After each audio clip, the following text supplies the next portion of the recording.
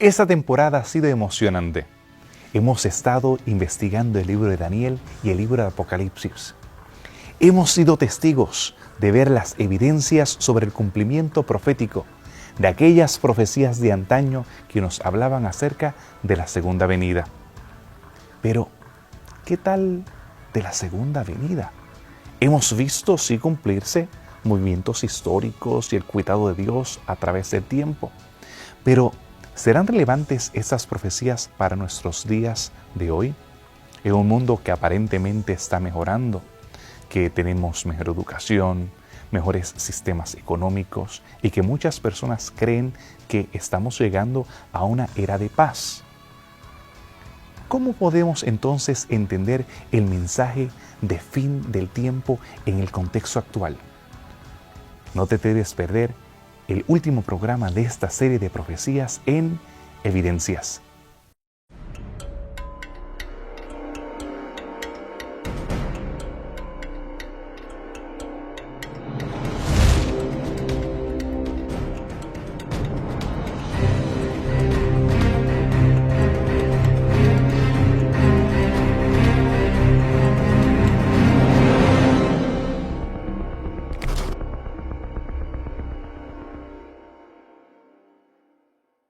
Hemos llegado al último programa de esta serie de evidencias. En esta temporada hemos estado analizando las profecías, específicamente los libros de Daniel y el libro de Apocalipsis. Hemos transitado a través de los siglos, viendo cómo se han cumplido detalles muy específicos acerca de las profecías, acerca de aquellos oráculos que fueron pronunciados por Daniel y más adelante por el vidente de Patmos. Pero cuando hablamos acerca de la profecía, tenemos al mayor de los profetas, aquel que los inspiró a todos ellos. Antes de entregar su vida en la tierra, él resaltó el propósito esencial de su segunda venida, que era restaurar a este mundo a su propio plan, al plan original. Pero Jesús emitió un sermón profético donde tiene un mensaje específico para aquellos que todavía esperan el cumplimiento de esas profecías. ¿Qué profeta recomendó Jesús que fuera estudiado precisamente al fin de los tiempos? Interesantemente, Jesús, al hablar con sus discípulos y hacer advertencias sobre cosas que son importantes, con las que tenemos que tener atención, les invita entre todos, especialmente en Mateo capítulo 24, a estudiar el libro de Daniel de manera específica. Dice, el que lea al profeta Daniel entienda, así que nos invita a estudiar mucho el libro de Daniel. Incluso hay gente que ha estudiado el capítulo 24 de Mateo y dice que mucho del desarrollo del capítulo guarda estrecha relación con Daniel. Así que te dice que definitivamente Jesús era un lector del libro de Daniel y alguien que nos invitó a estudiar el libro de Daniel. Y ciertamente el libro de Apocalipsis nos invita en su introducción a que estudiemos este libro porque es una revelación de Jesucristo relacionada con las cosas que están pronto a acontecer previo a su venida. Así que definitivamente estamos invitados a estudiar la Biblia y debiéramos hacerlo porque es la palabra de Dios. Pero hay libros que tienen como parte de su característica o son presentados de esa manera en la Biblia, tienen una invitación particular a que tomemos tiempo en estudiarlo. Así que definitivamente Jesús nos invita a leer las Escrituras, a conocer la voluntad de Dios a través de ellas, pero nos invita de manera específica a estudiar estos libros porque tiene que ver con cosas que vamos a vivir o que hemos vivido o que viviremos en nuestro futuro cercano. ¿A qué eventos alude Jesús en relación a su segunda venida? ¿Qué catástrofes o qué problemas políticos y naturales Él está refiriéndose en aquel sermón profético? Jesús comienza a responderle a los discípulos de la siguiente manera en el versículo 4. Tengan cuidado de que nadie los engañe. Vendrán muchos que usando mi nombre dirán, yo soy el Cristo, y engañarán a muchos. Él comienza su discurso alertando a los discípulos del peligro de ser engañados. Noten que la preocupación principal, la primera preocupación de Cristo, es de que sus seguidores no sean engañados.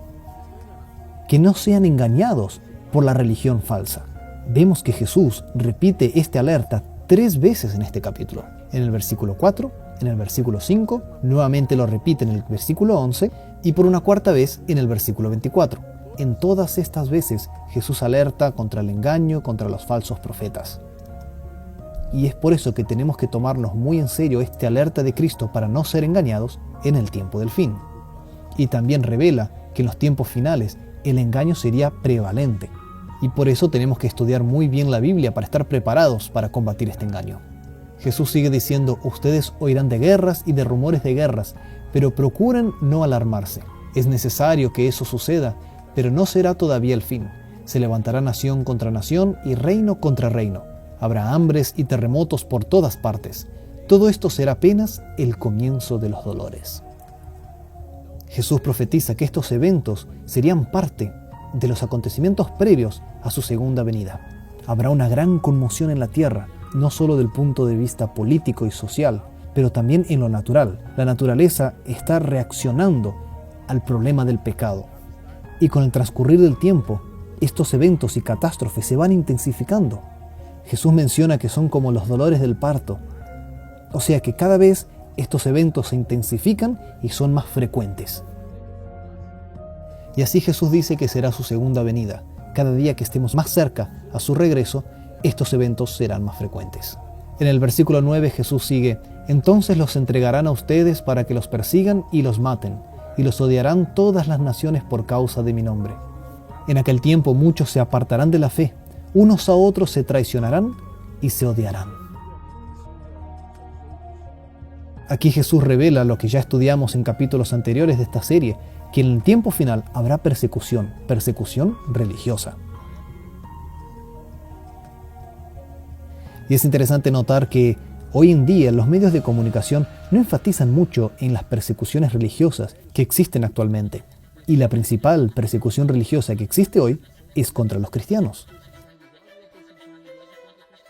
Muchos grupos religiosos hoy son perseguidos, pero los que más sufren con este problema son los cristianos. Los medios no lo publican, pero si lo estudiamos, descubriremos que esto es una realidad. En el 12 leemos, habrá tanta maldad que el amor de muchos se enfriará. Y vemos que es una realidad. Al leer las noticias, vemos que el ser humano cada vez está más frío y más insensible. Las personas son insensibles, parece que ya no se aman, parece que ya no hay más amor en la sociedad. Y a cada día que pase, que nos acercamos a la vuelta de Jesús, esto será peor. Pero aquel que se mantenga firme hasta el fin, será salvo. Ante este contexto, el mensaje de Jesús es que seamos perseverantes. Y este evangelio del reino se predicará en todo el mundo, como testimonio a todas las naciones, y entonces vendrá el fin. Este versículo es crucial, ya que nos dice que nuestra prioridad hoy debe ser predicar el evangelio.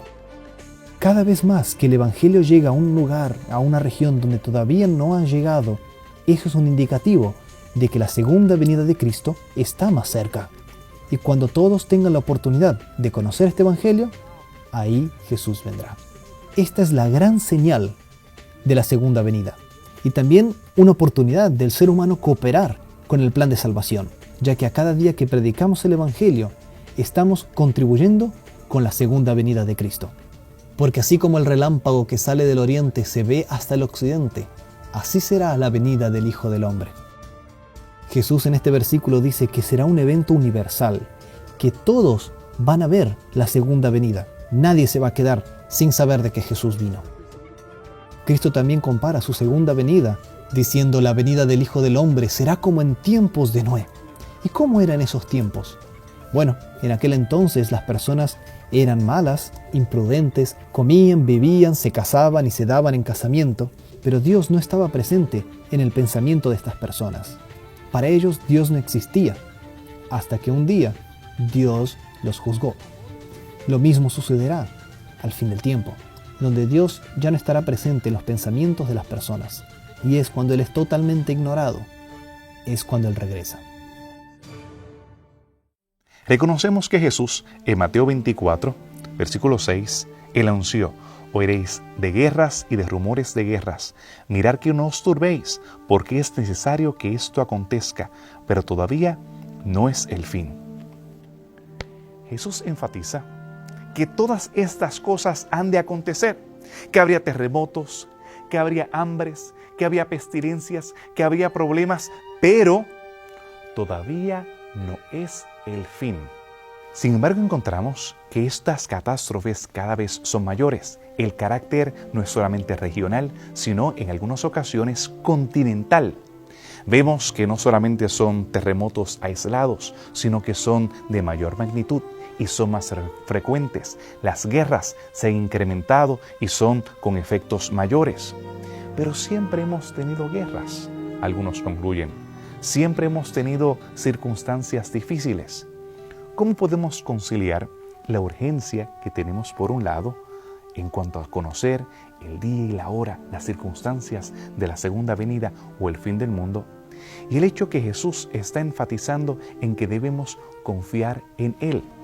Muchos de nosotros estamos cansados de escuchar voces de alarma, mientras que otros se preparan con agua, alimentos, materiales para prepararse para ese día en el cual tal vez los vecinos no van a tener, pero ellos sí van a tener, preparándose para ese día final. Los discípulos ¿tenían preocupaciones similares? Quédate con nosotros después de esta pausa en Evidencias.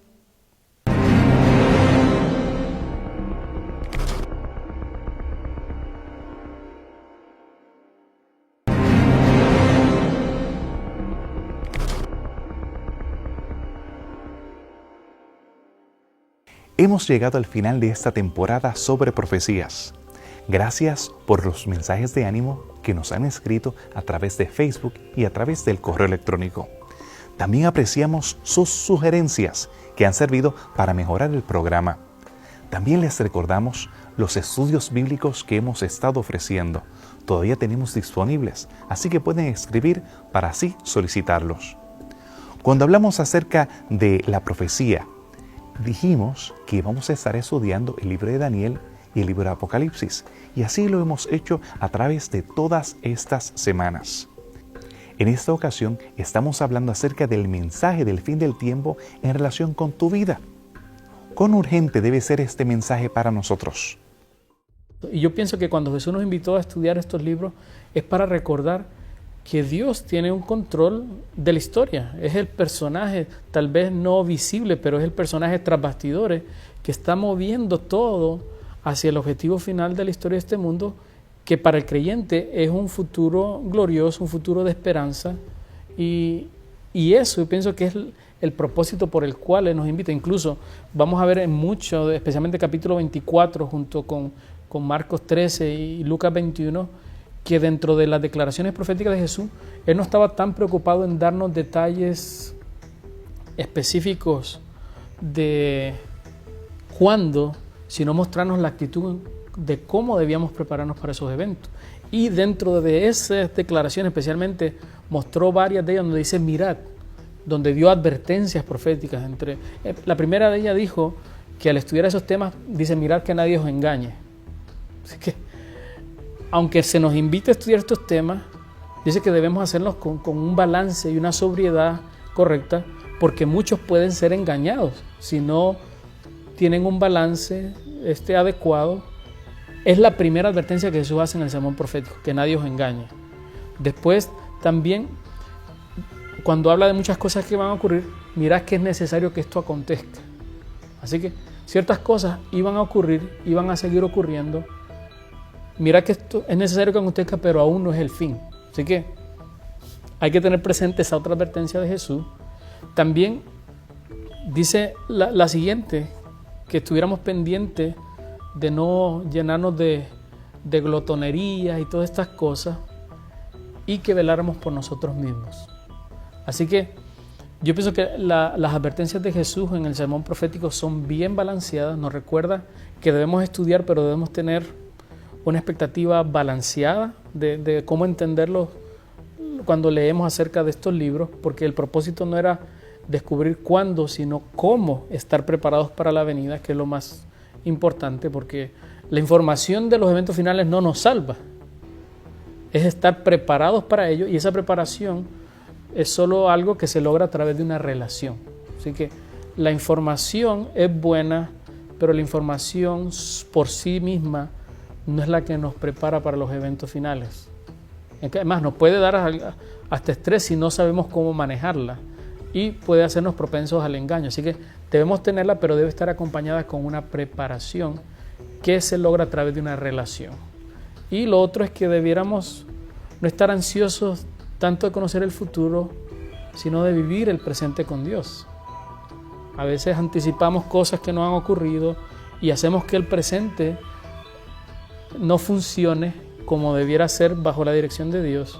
Así que yo pienso que debemos seguirlas estudiando, pero reconocer las advertencias que Jesús misma nos hace dentro de esos materiales, y nos recuerda que la única señal del fin, Mateo 24:14, y será predicado este evangelio del reino, y entonces, para testimonio de las naciones, y entonces vendrá el fin.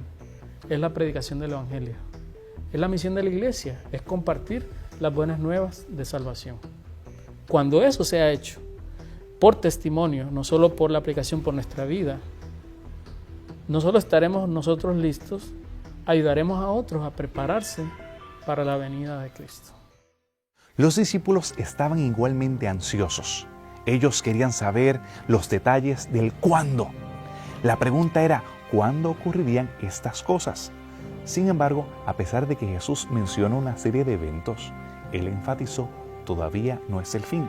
Más aún, podemos leer en el versículo 36 de Mateo 24, pero acerca del día y la hora nadie lo sabe, ni siquiera los ángeles del cielo, ni aun el Hijo, solamente el Padre. Jesús enfatiza en el hecho de que hay que esperar, que el día y la hora nadie lo conocen. Velad es lo que Él advierte. Y Él hace una serie de parábolas que tienen todos el mismo tema: cómo nosotros actuar mientras tenemos que esperar. Esta primera parábola nos habla acerca de un siervo. Se encuentra casi al final del capítulo 24 de Mateo. Nos habla acerca de un siervo, el cual recibe un mandato de su Señor. Mateo 24 nos dice así: ¿Quién pues es el siervo fiel y prudente, a quien su Señor le puso sobre los criados de su casa, para que les diera alimentos en su debido tiempo? Bienaventurado aquel siervo, a quien cuando su Señor venga le encuentra haciendo así. De cierto que le pondrá sobre sus bienes. Pero si aquel siervo malvado dice en su corazón, mi Señor se tarda, y si comienza a golpear a sus consiervos, y si come y bebe con los borrachos, el Señor de aquel siervo vendrá en el día que no espera y a la hora que no sabe, y le castigará duramente. ¿Cómo podemos entender esa parábola en nuestros días? Para hablar del tiempo final, Jesús usó muchas parábolas. Una de estas parábolas es la de un siervo un maestro, un señor le dijo, miren, yo me voy. Y dejó, dice, a un siervo, le dijo, mira, yo vengo. El siervo dice que fue fiel, y la parábola termina diciendo, cuando el Señor venga, le dará a este siervo fiel las cosas buenas. Pero luego la parábola, a manera hipotética, dice, pero ¿qué tal si este siervo, en vez de ser fiel, decide irse a beber, a comer y a hacer muchas cosas con sus consiervos? Y lo que dice, bueno, lo que pasa es que el Señor tarda mucho en venir, déjame ponerme a hacer otras cosas. Dice el texto que el Señor llegará en una hora que él no lo sepa, y cuando él venga, ¿cuál será su recompensa?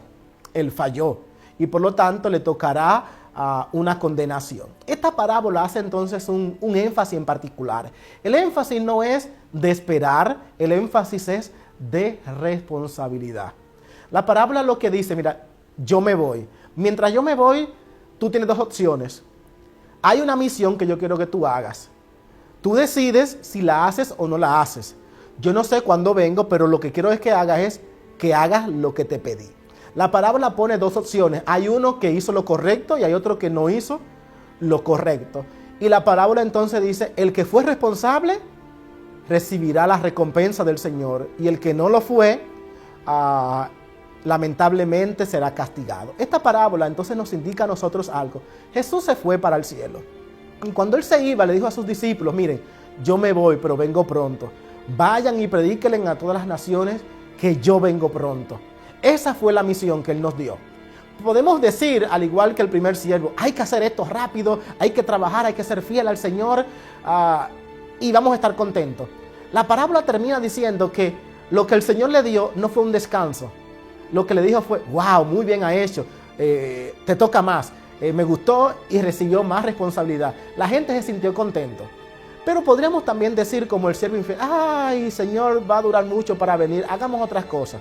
Cuando ya yo sea viejito, que tenga mucha edad, allí voy a buscar al Señor. Mientras tanto, déjame disfrutar de la vida, comer y hacer todo lo que me venga de placer. El texto dice que el Señor vendrá y vendrá a una hora que no nos daremos cuenta y seremos castigados. Uno de los problemas que hemos ignorado entonces es la responsabilidad. Nuestra mayor preocupación, según esta parábola, no debe ser cuando Jesús viene, no debe ser cuáles son las profecías que indican el fin del tiempo. Es importante saber, nos da una cronología del tiempo, nos ayuda a mantener la fe, pero no fue esa la misión que Dios nos dio. La misión que Dios nos dio fue trabajar para Él y predicar el Evangelio. Así que el texto lo que está preocupado es que aunque tú aprendas de Biblia, estés más preocupado por trabajar para Dios. Tu mayor preocupación, mi mayor preocupación entonces debe ser, ¿estoy yo cumpliendo la misión que Dios me encomendó? ¿Estoy yo haciendo lo que el Señor espera que yo haga? Si eso es así, entonces para nosotros la venida del Señor es en un sentido irrelevante, porque cuando quiera que Él venga, estaremos listos y preparados para entregarle a Él lo que Él nos encomendó. Sí, hay urgencia. Hay algunas personas que están emocionadas, recortan del periódico, acceden a diferentes noticias o pseudonoticias que aparecen en el internet. Pero vemos que en algún momento dado esa emoción cambia. En algunas ocasiones vemos que aquellos que estaban muy efervescentes ahora son escépticos.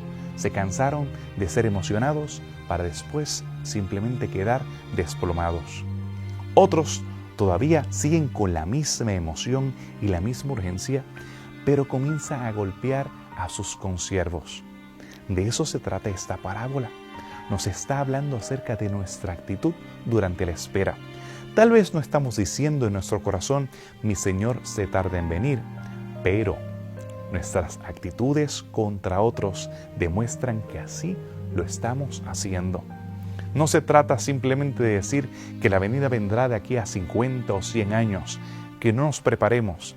Se trata de la forma en que atacamos, condenamos y maltratamos a aquellos que esperan igualmente que nosotros.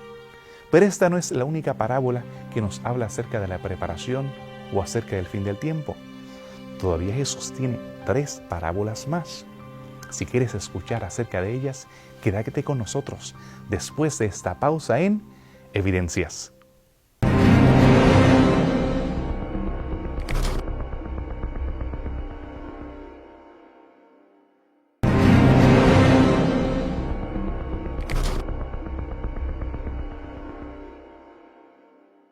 Qué bueno que te has quedado con nosotros en este último programa de esta serie acerca de profecías en Evidencias. Si no has podido ver los mensajes anteriores, puedes verlos a través de YouTube.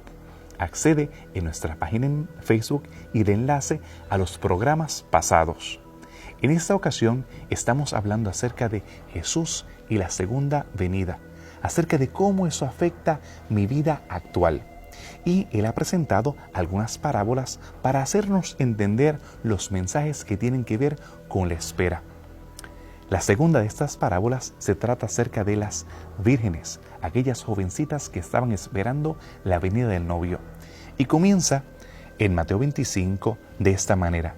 Entonces el reino de los cielos será semejante a 10 vírgenes que tomaron sus lámparas y salieron a recibir al novio. El contenido de esta parábola es rico. ¿De qué podemos nosotros aprender de los detalles acerca de la espera, acerca de dormir, acerca del aceite y la llegada del novio a la hora que ellas no esperaban? La parábola de las 10 vírgenes tiene varios elementos simbólicos importantes, ¿no? Es una parábola que se desarrolla en una boda judía. Nosotros sabemos que usualmente el novio, una vez que se comprometía dentro de la cultura judía, hacía el compromiso con el papá de la novia y se iba justamente a construir la casa donde habrían de residir la nueva pareja. Usualmente era un anexo a la casa de su padre, es lo que se practicaba. Y al regresar, entonces lo seguía una especie de procesión conformada por jóvenes que no habían sido casadas, relacionadas justamente a la novia. Y es en este contexto donde se da la parábola, donde Jesús menciona la parábola de las 10 vírgenes, ¿no? Obviamente las lámparas romanas eran lámparas pequeñas, que solamente tenían cierta cantidad de aceite, y por lo tanto, si el novio demoraba demasiado en llegar, lo cual las vírgenes no tenían idea cuándo iba a llegar el novio, o sea, no había nada más, cuando el novio empezaba a entrar a la ciudad, había un comité que lo recibía y comenzaba a gritar y a hacer alaridos, anunciando la llegada del novio. Y es cuando las vírgenes ya se disponían listas para poder hacer la procesión y entonces llevarlo justamente donde estaba la novia. Y como las lámparas romanas eran tan pequeñas, el aceite duraba solamente cierta cantidad de tiempo. Si el novio tardaba, el aceite se les acababa. Y es justamente aquí donde entra la parábola. Que habían 10 vírgenes, 5 de ellas tenían aceite provisorio en caso de que se demorara el novio, y 5 de ellas pensaron que el novio llegó a una hora determinada, por lo tanto no se prepararon. Por lo tanto, quizás la parábola debería llamarse las parábolas de las 5 vírgenes sensatas y las 5 insensatas. 5 que hicieron provisión extra y 5 que se conformaron con lo necesario nada más. Pienso que desde el punto de vista espiritual, ya que se ha ido la aplicación, que hay muchos otros elementos que se pueden hablar, pero yendo ya desde el punto de vista de la aplicación práctica, pienso que una de las enseñanzas principales de esta parábola es que los cristianos que existirán, que van a ser salvos cuando Jesús venga, serán cristianos que no solo se conformen con lo necesario. Hoy en día hay la mentalidad de que, bueno, yo nada más voy a hacer lo que sea necesario para ser salvo. Algunos, quizás sobre todo desde el punto de vista evangélico, dicen que pues todo lo que tengo que hacer es, yo tengo fe y ya, más nada. Si yo creo en Cristo, pues ya no tengo que hacer más nada. Y tratan de escabullirse qué tengan que hacer, porque no quieren hacer mucho. Hay otros, ya desde el punto de vista quizás no evangélico, que piensan que ellos tienen que hacer una cierta cantidad de reglas para entonces poder ser salvos. Pero el hecho es que estas vírgenes, que eran vírgenes, las 5 vírgenes, eran vírgenes que eran conformistas. En otras palabras, querían hacer lo necesario. Y bien sea desde el punto de vista evangélico o desde el punto de vista no evangélico, la gente quiere hacer lo necesario para ser salvo. Sin embargo, las otras vírgenes, las 5 sensatas, ellas quisieron hacer más allá de lo necesario. El aceite en sí, inclusive desde el Antiguo Testamento, viene a ser un símbolo de la unción de Dios. Los reyes y los profetas eran ungidos con aceite. Cuando nosotros vemos algunos de los salmos, sobre todo el Salmo 23, ungiste mi cabeza con aceite y mi copa está rebosando. Por lo tanto, el aceite llega a ser un símbolo no solo de la unción de Dios, sino también como consecuencia de la llenura del Espíritu Santo. Esta palabra es consecuencia de una relación con Dios, de una relación íntima con Dios. Cuando mi interés no está cómo hago yo para salvarme, sino cómo hago yo para conocer a Dios más, lo que hace que mi aceite crezca y reciba una unción extra. Quizás el ejemplo más particular en cuanto a la unción del Espíritu Santo es el ejemplo entre Elías y Eliseo, donde Elías, cuando va ascendiendo, le pide a Eliseo que tú quieres que se te haga. Eliseo pudo pedir lo que pueda, que pueda hacer grandes proezas, que pueda. Y Eliseo lo que pide es: yo quiero una doble porción de tu espíritu, del espíritu, de la unción que tú tienes. Eliseo no era un conformista. Eliseo no estaba interesado en hacer grandes milagros, él sencillamente quería tener mayor conocimiento de Dios, una mayor relación con Dios. Por lo tanto, es lo que vemos entre las vírgenes sensatas e insensatas. Las insensatas querían hacer lo necesario, mientras que las sensatas sencillamente estaban tan ansiosas de que cuando llegara el novio, de que fueran extra, no eran conformistas con nada más lo necesario, sino que se llenaron de sobremanera en la relación con Dios y por eso estaban listas. Por eso su aceite duró más, porque no eran conformistas. Después de la parábola de las vírgenes, que enfatiza la preparación personal y espiritual de aquellos que esperan, ahora hay un énfasis en la ética de aquellos que esperan. ¿Cuál será nuestra actitud en ese momento? ¿Será que quedamos quietos esperando de alguna manera inactiva? No, aquí nos habla de actividad, de usar los talentos que están a nuestro acceso para adelantar los propósitos del reino. Pero ¿qué detalles y qué mensajes podemos aprender de esta parábola?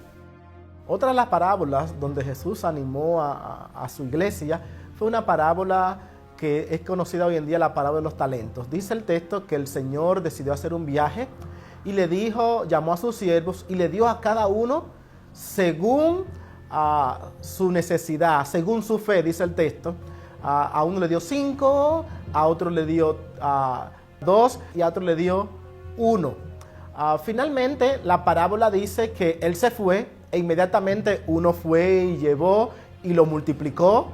De 5 lo llevó a 10, el otro lo multiplicó y también vino el tercero que no lo multiplicó. Al final la parábola describe que el Señor vino y le da a cada uno, el que hizo 5 le da sus 5, al otro que hizo 2 le da 2 y finalmente al que hizo 1 le pregunta qué pasó y él lo que dice, bueno, es que yo sé que tú eras malo y como yo sé que tú eras malo no quise hacer nada porque es que yo creo que tú pides más de lo que tú das. Y este texto hace mucho énfasis, la parábola finalmente en este último personaje. Uno se pregunta, ¿por qué no le dio 5 al igual que al primero? Es bien simple, el texto dice que le dio de acuerdo a lo que podían llevar. No podía llevar más de allí, se le dio eso. También en Efesios capítulo 4 dice el texto que cuando Jesús se fue al cielo, le dio a cada uno según su fe.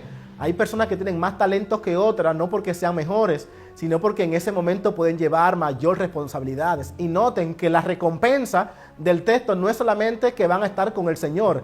El texto dice que le dio más. Por ejemplo, al siervo infiel, su talento se lo dio el que tenía 10.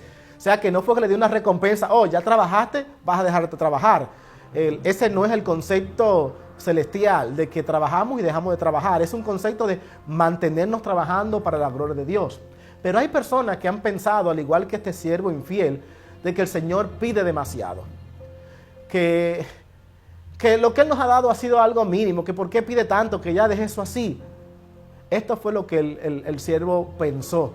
Esto fue lo que el siervo pensó. Y muchos de nosotros estamos en esa situación y no hacemos nada. Pero si ustedes se ponen a pensar, díganme, ¿qué hizo el siervo? ¿Era del siervo el dinero? No. ¿Tenía que hacer algo el siervo? No. Él le dijo, mira, una de las opciones que tuviste, llévalo al banco y que el banco me multiplique, haz algo. Este hombre decidió hacer absolutamente nada. Llegó el momento que quizá él pensó que el dinero le pertenecía a él. Y esto es lo que le incomoda al Señor. Cuando Él viene, Él no hizo absolutamente nada. Esta parábola nos enseña algo. Lo que Dios nos ha dado no es para que lo enterremos. Tenemos que dar el 200%. No es retenerlo. Él lo retuvo el 100%. Dios pide que lo dupliquemos, que lleguemos al 200%, que hagamos algo. Hay personas que son muy buenas haciendo manualidades. Hay personas que son muy buenas cantando, pintando, pero son personas que no quieren hacer nada por el Señor, prefieren esconderse en su hogar y decir, ay, es que hacerlo cuesta mucho. A veces personas en la iglesia le dicen, por favor, mira, ayuda en la iglesia, ya sea con dinero, ya sea con un talento que tú tienes, y decimos, ay, es que para hacerlo eso en la iglesia hay que trabajar, hay que esforzarse, y yo no estoy dispuesto a esforzarme. Yo prefiero quedarme sentado y no hacer nada. Pues la parábola termina diciendo, a ese grupo, cuando el Señor venga, que no esté trabajando, lamentablemente la recompensa será ser quitado del reino de Dios. Así que también esta parábola hace énfasis en el trabajo, en no estar, como decimos, de vago, en no estar inamovibles en la misión. Hay que estar trabajando, hay que estar haciendo algo. Y otra vez el énfasis es hacer algo para el Señor de la responsabilidad que Él nos ha dado. Y esa debe ser otra vez la mayor preocupación de nosotros. No si Jesús viene pronto. En esta parábola ya el énfasis no hay si se retrasó o no se retrasó. En esta parábola el único énfasis que hay es que hay que rendir cuenta de las cosas que Dios nos ha dado. Hay que rendir cuenta a Dios si lo que Él hizo por nosotros de morir, de salvarnos, valió la pena. Si realmente le hicimos caso y decidimos seguirle hasta el final. La parábola de las vírgenes y la parábola de los talentos enfatiza cuál debe ser nuestra actitud en el momento de la espera. No se trata simplemente de paranoia o simplemente de nosotros inspirar miedo en aquellas personas que nos rodean, sino mantenernos activos, aunque aún así estas parábolas no nos dan detalles tan específicos como la última de estas parábolas. Por esa razón tienes que quedarte ahí, sintonizándonos, aquí en Evidencias.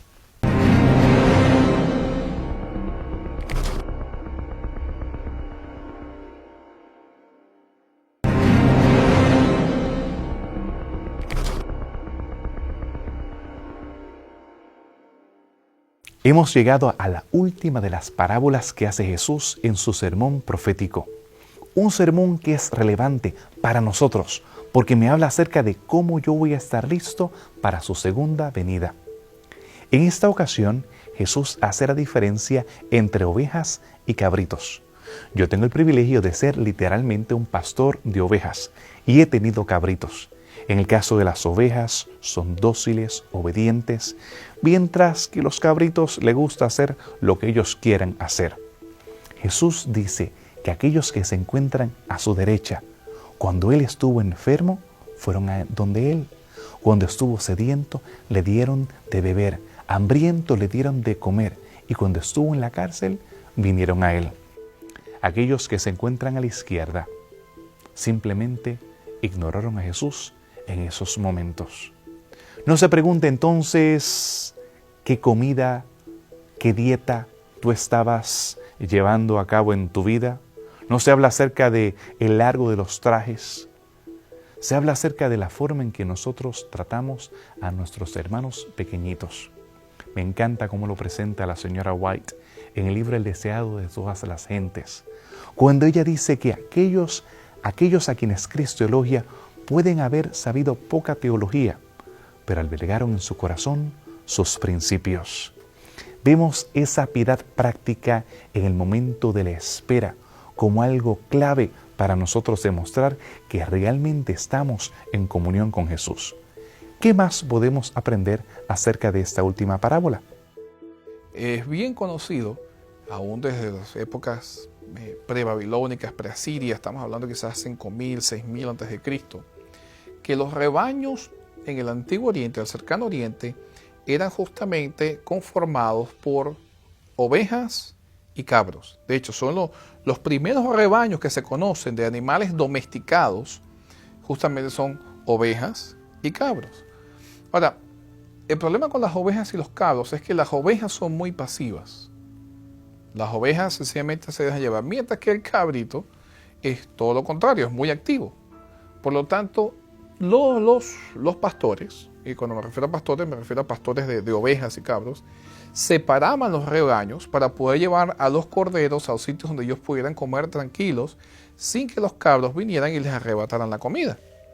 Y hubieran también lesiones entre ellos mismos, porque el cabro es mucho más activo, tiene cachos y podía lastimar a las ovejas. Así que era una práctica común separarlos.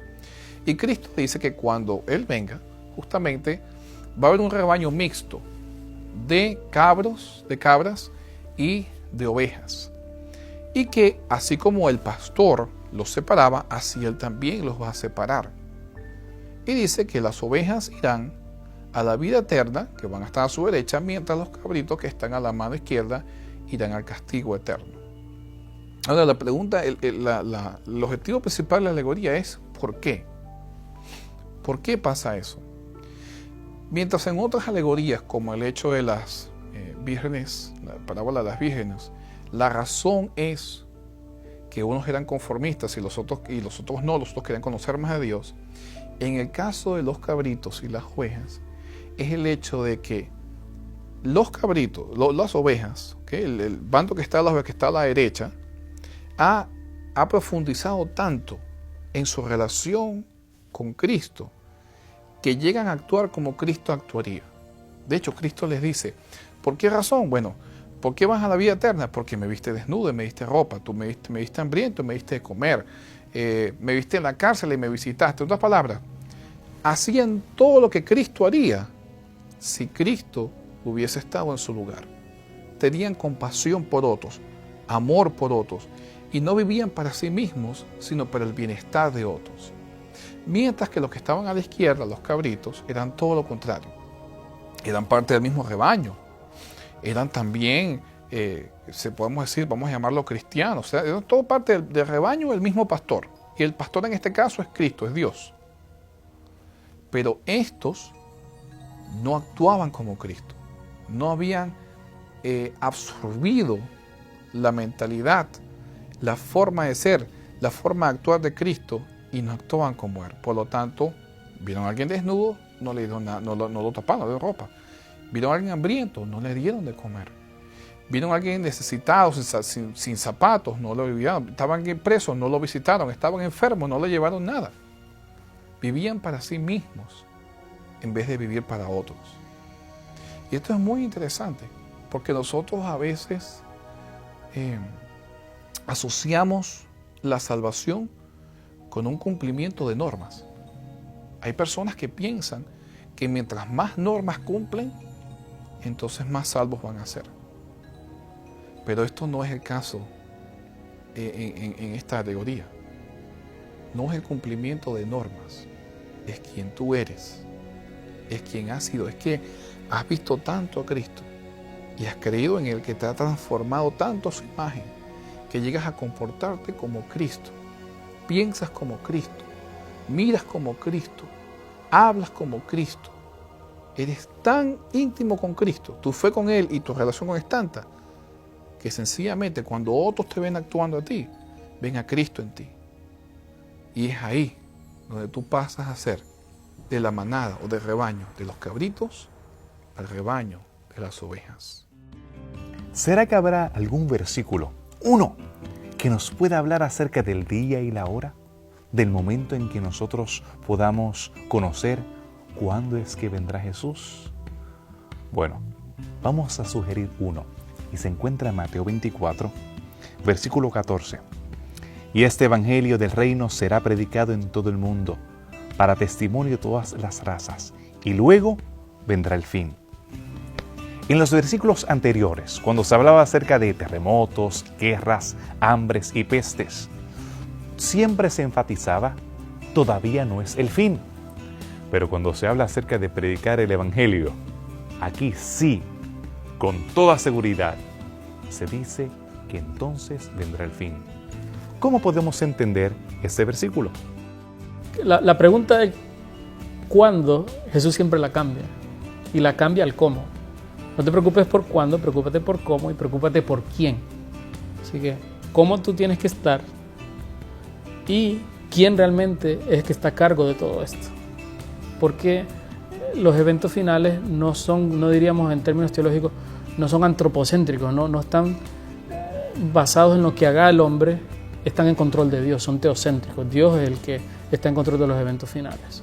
Ahora, siendo así, Jesús entonces nos invitó a estar más interesados en vivir preparados siempre.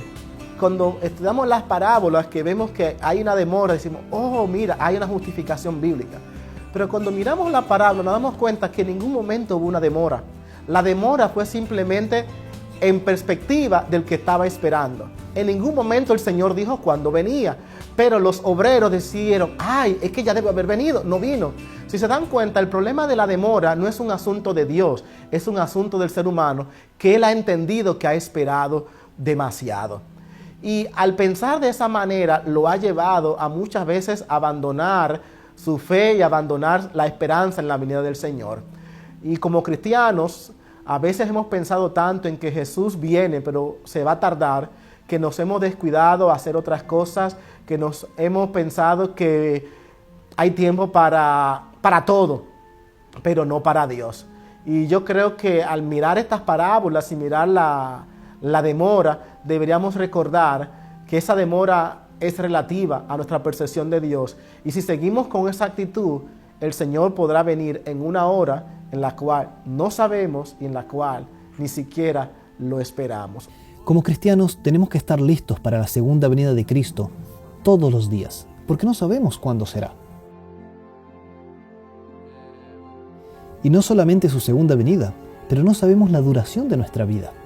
Cuando vayamos al descanso, ya sea hoy, este año o dentro de un buen tiempo, nuestra vida terminó. Seremos juzgados por cómo vivimos hasta ese momento. O sea, para el que muere es como si Jesús volviera en aquel momento para esa persona. Y es por eso que tenemos que vivir preparados. Arrepintiéndonos de nuestros pecados y vivir en relación íntima con Dios. Cristo nos invita entonces a recordar que aunque estamos aquí, nuestro ideal es con Él, porque compartimos con Él todo el día, lo tenemos siempre presente, así que vivimos en esa tensión de vivir en este mundo, pero no somos parte de Él. Pero eso no significa que no hacemos cosas que tienen que ver con la vida en este mundo. Comemos, trabajamos, estudiamos, pero lo hacemos con una perspectiva diferente. Y esa perspectiva es la que es parte de nuestro mensaje, esa es la perspectiva que Dios nos ha dado de ver al mundo diferente, de relacionarnos con el mundo diferente y de anunciar al mundo que este reino que fue establecido por Cristo va a ser establecido pronto de una manera permanente y va a ser la única realidad existente y esta otra va a desaparecer. Así que pienso que Jesús quiso recordarnos eso, que debemos vivir en medio de esa tensión y entonces el cristiano debe ser una persona que sabe balancear adecuadamente su existencia en este mundo, pero con una perspectiva cristiana, de forma tal que mientras esté en este mundo pueda ser un testimonio de Dios a los demás. Sí, hemos escuchado acerca de guerras y rumores de guerras.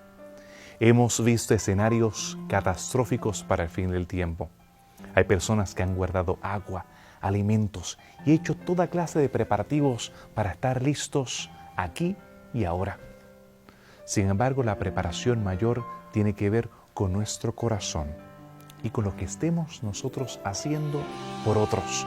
No solamente en bienestar social, impacto, ayuda a los enfermos, ayuda a los hambrientos, sino por sobre todas las cosas, llevando este evangelio a toda nación, tribu, lengua y pueblo. He tenido la oportunidad de visitar en muchas ocasiones, durante más de una década, precisamente una región del mundo donde ha sido olvidado el predicar este evangelio.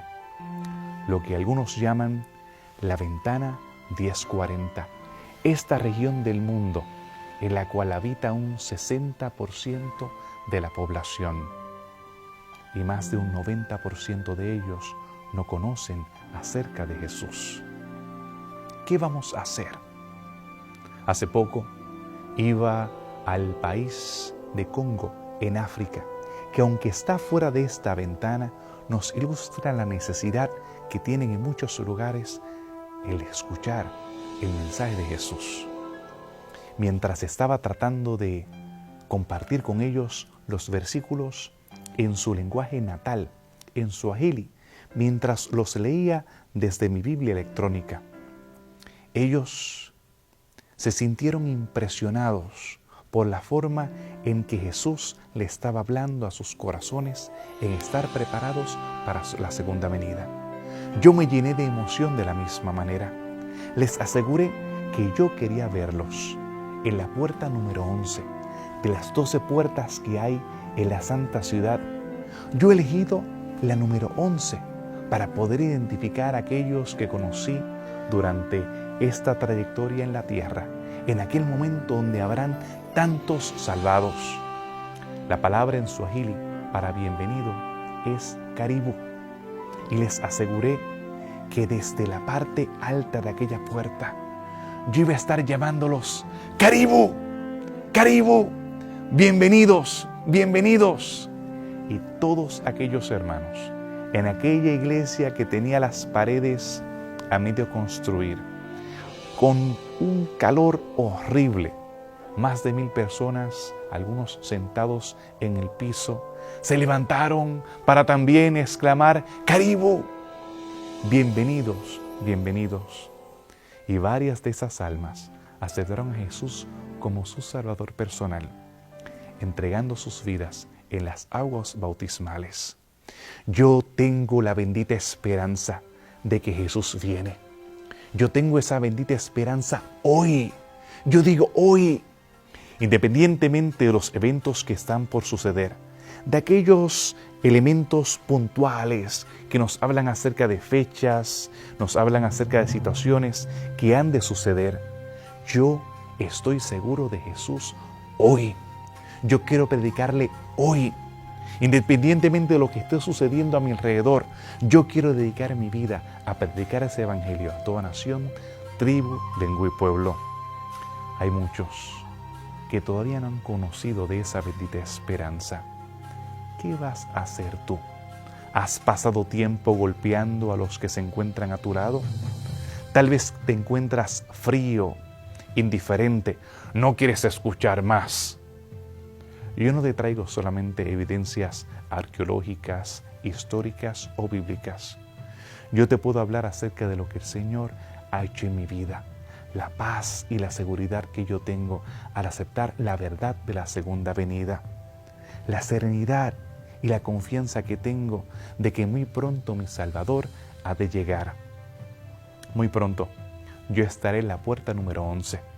No me vas a poder contactar a través de Facebook, el internet o un mensaje en el celular. Yo estaré allí clamando no solamente en Swahili, sino que te diré: bienvenida, bienvenido. Hemos llegado a la casa de nuestro Padre Celestial. Que Dios te bendiga. Te quiero ver en la casa de papá.